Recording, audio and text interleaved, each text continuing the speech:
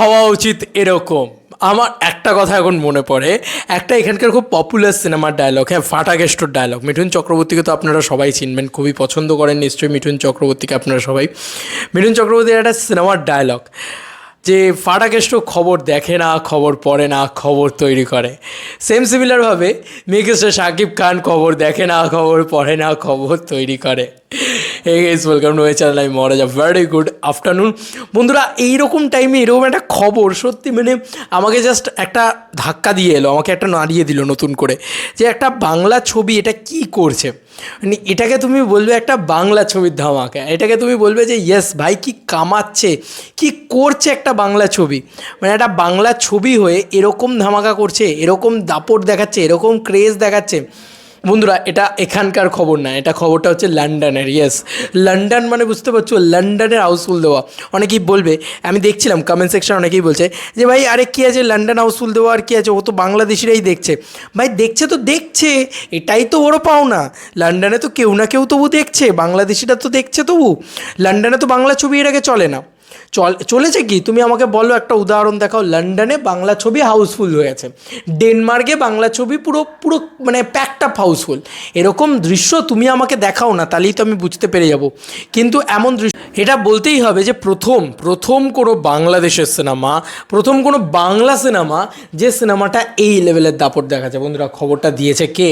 খবরটা দিয়েছে আমাদের সবার প্রিয় Shahriar Shakil. Yes, Toofan is leading in London, photo credit barrister Iftekhar Junaid. ঠিক আছে, আমি যদি প্রোনাউন্সিয়েশনে ভুল করি তাহলে হবে ব্যারিস্টার। ঠিক আছে, উনি ব্যারিস্টার ইফতেকার জুনায়েদ, যে হয়তো সম্ভবত লন্ডনে আছেন।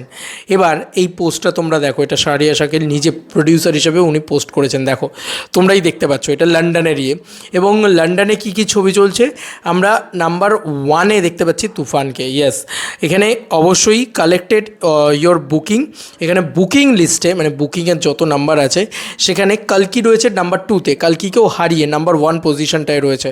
দেখতেই পাচ্ছ তোমরা, এখান থেকে পুরো বিষয়টা ক্লিয়ার হয়ে যাচ্ছে তোমাদের কাছে। তো তার সঙ্গে সঙ্গে তোমাদেরকে আমি আরও একটা জিনিস দেখাই, এখানে পরিষ্কার লেখা হয়েছে, শাহরিয়ার শাকিল জি 5 ঘন্টা আগে এটাই লিখেছেন, তুফান ইজ লিডিং ইন লন্ডন। এখানে পরিষ্কার লেখা রয়েছে তুফান ইজ লিডিং ইন লন্ডন। তো বোঝা যাচ্ছে এই প্রথমবার কোনো বাংলা ছবি। এবার বলো, এই মানুষটাকে গ্লোবাল সুপারস্টার তুমি বলবে না, এই মানুষটাকে মেগাস্টার তুমি বলবে না, কিসের জন্য বলবে না গো? তোমার এত প্রবলেম কিসের?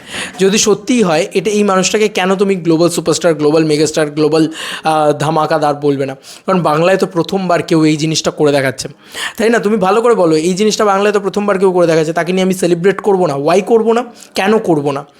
তো সেটাই আমি সেলিব্রেট করছি ভাই, এটা সেলিব্রেট করার মতন নিউজ। এবং আমি বললাম তো, বাংলা ভাষা, বাংলা সিনেমা সেটাকে আলাদা উচ্চতায় নিয়ে গেছে মেগাস্টার শাকিব খান।